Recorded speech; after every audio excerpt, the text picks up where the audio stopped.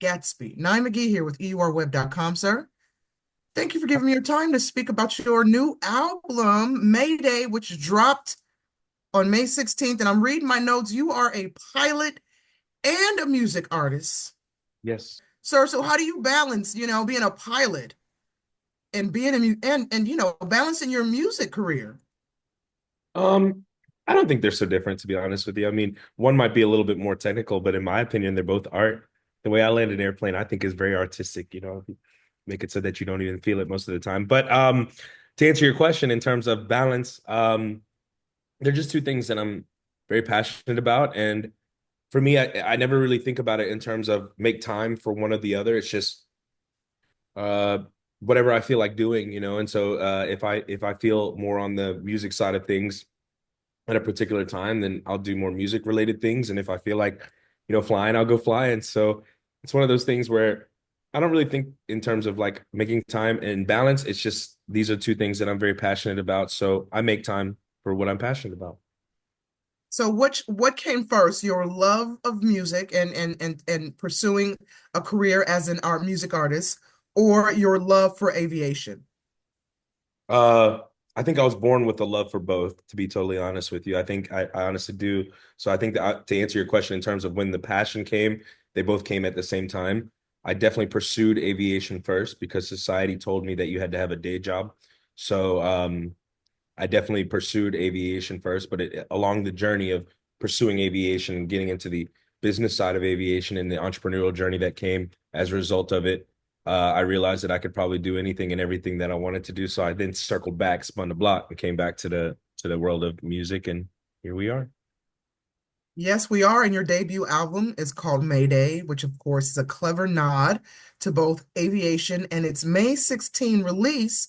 So, sir, what inspired the concept behind the title, and how does it reflect your journey as both a pilot and an artist?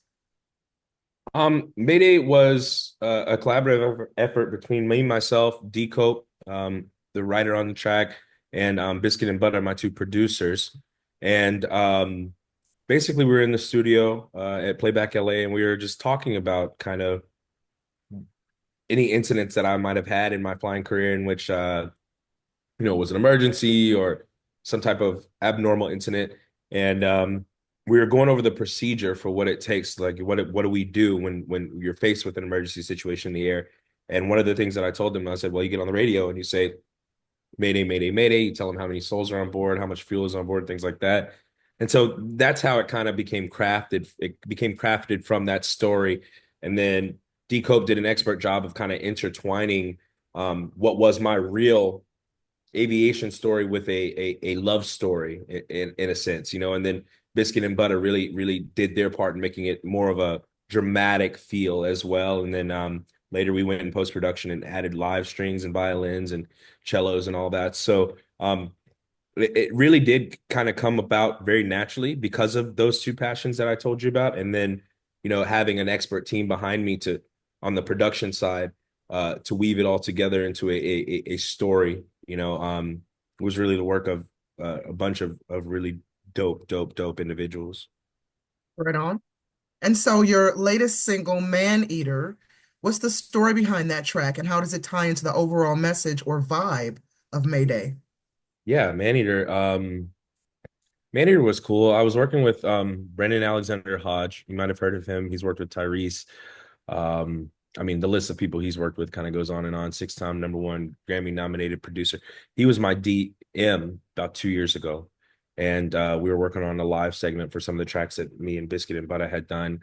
And when I started listening to the coalition of all the music that I had been making since I moved here to Los Angeles, I thought that we might have a project, but I wanted to reach out to him because he had done such solid work for me as my DM and see if he had some leftover records, that maybe one of those big fish didn't want.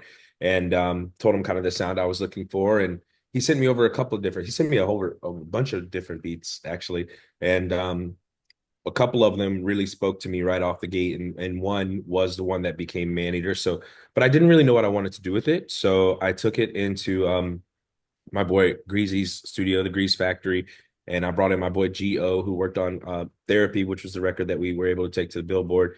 And we were just kind of like vibing, listening to old stuff from the 80s. We were listening to Michael Douglas, we were listening to Prince. And then as the playlist and YouTube went on, the next thing that played was that Hall and Oates Maneater with the saxophone and all that. And I thought, it's a cool melody. And I realized that I think that this melody would work for that beat that Bam had sent over.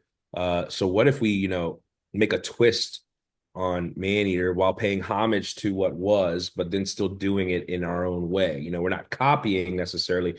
We're kind of like taking what they laid as a foundation and then building upon it, while paying homage to those people that came before us.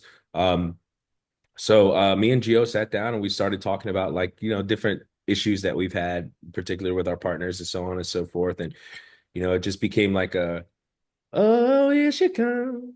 She gonna take your heart and use up all your love. And it's just kind of like came like very easy. So we were able to do the track in like maybe an hour or two and then cut the demo. And then I went home and listened to it over and over and over. I stayed up all night listening to it. And I was like, man, I think we got something here. And went back in the studio again and decided to, finalize it and re-recorded it 3 or 4 times and came up with different melodies, harmonies, ad-libs, and so on and so forth. And until we got what we have now. Greasy mixed it like 9 different times. Yeah, he wasn't happy with his mixes, so he just kept sending me revisions.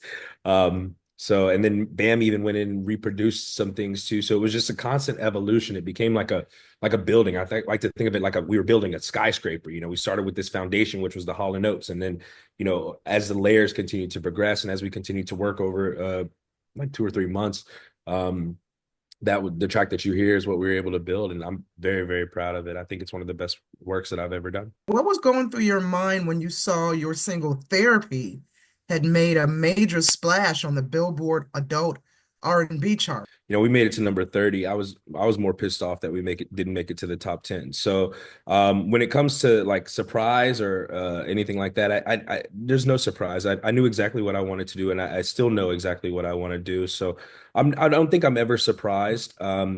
At the end of the day, my focus is just making good music. The accolades and the celebrations and congratulatory effects are not in my control at all. I have nothing to do with any of that. And so because I have no control of it, I can't care. So I acknowledge it. I'm grateful that we were able to do it. But at the end of the day, like I just want to keep making good music and continue to touch people that are like me. And I think that as long as I stay that as my focus, then I think we'll continue to win awards and I'll continue to be nonchalant about it. How do your experiences in aviation influence your approach to music or vice versa? I don't know.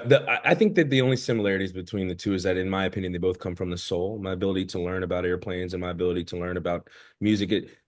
Because I'm passionate about it, studying is not homework for me. It's something that I just enjoy doing. I'll sit and watch an airplane video because I want to do it. I'll read the airplane flying handbook because it's what I want to do. I will sit and watch a Michael Jackson documentary because I want to do it. So the only similarities that I think is that I'm just very passionate about both, and I feel like they come from something deep within me that I necessarily can't articulate very easily. But and I do think they're both artistic in nature, but I don't, aside from my experiences in the cockpit influencing the lyrics in the music, and that guttural soul passionate thing that I have, those are really the only two similarities that I can kind of think of. Uh, yeah, yeah, those are the only two similarities that I can think of. I'm looking at my notes here and it says, hold on, it says no matter where you are, what you're doing, if you hear a plane in the sky, you stop and look at it, right? And it kind of Yeah, reminds me when I was in film school many years ago, I used to, or growing up, for many years, I had a very unhealthy fear of planes and flying. And when I was in film school some years ago, we shot a short film at a part of O'Hare Airport in Chicago that was under construction. They let us film there, right? And I got over my fear of flying by in between shoots. I mean, in between filming, I would just sit and watch the planes land and take off, land and take off.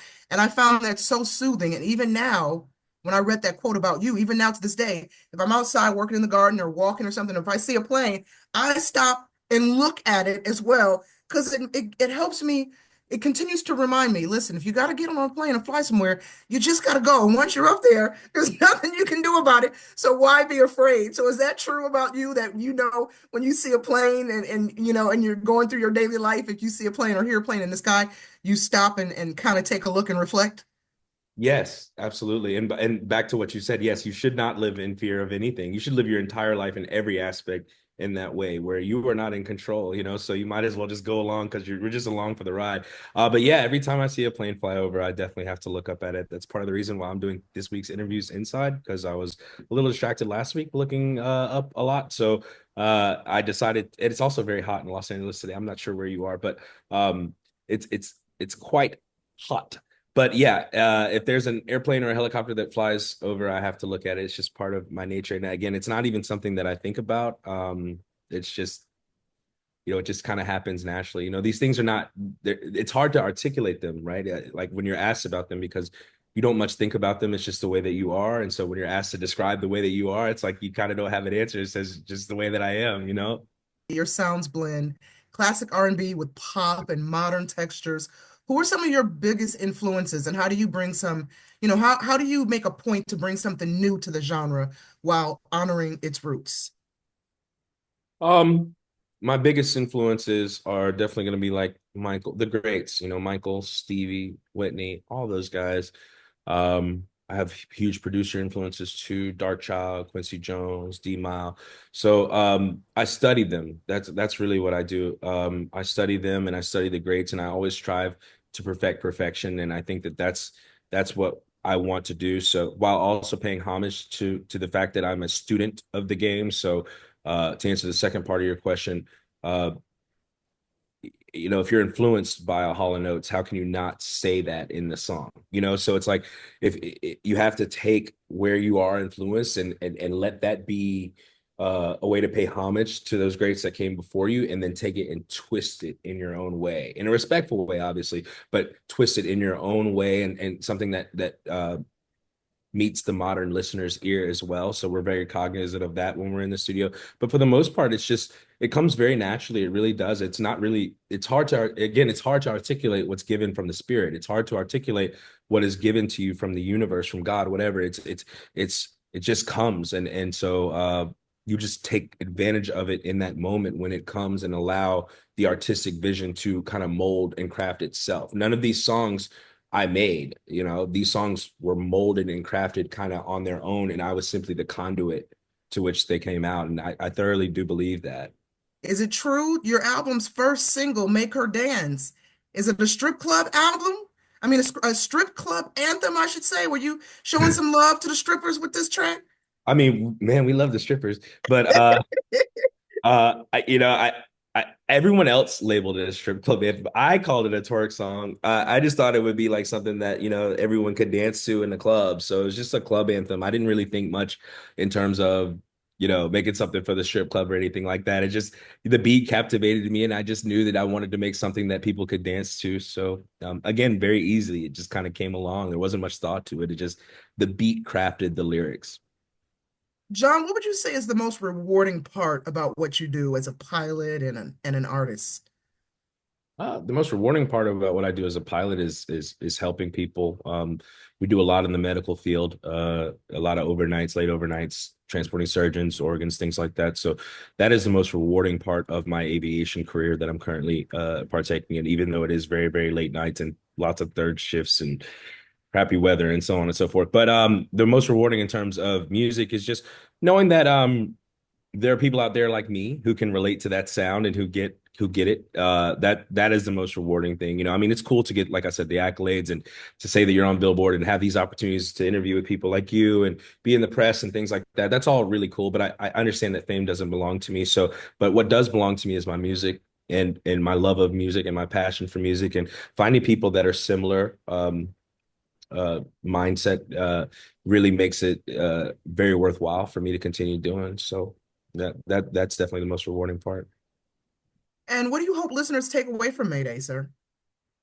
I just hope they enjoy it. I hope it takes them away from the tolls and trials of their own lives. If I can entertain you for 30 minutes at a time, then I've done my job. If I can influence your emotions and your mood, if I can make you have a better day, or if I can help you get through that breakup or find your way around this thing that we call life as we navigate it, then I think that I've done my job. So I just hope that they really enjoy it, and it was a pleasure making it for them.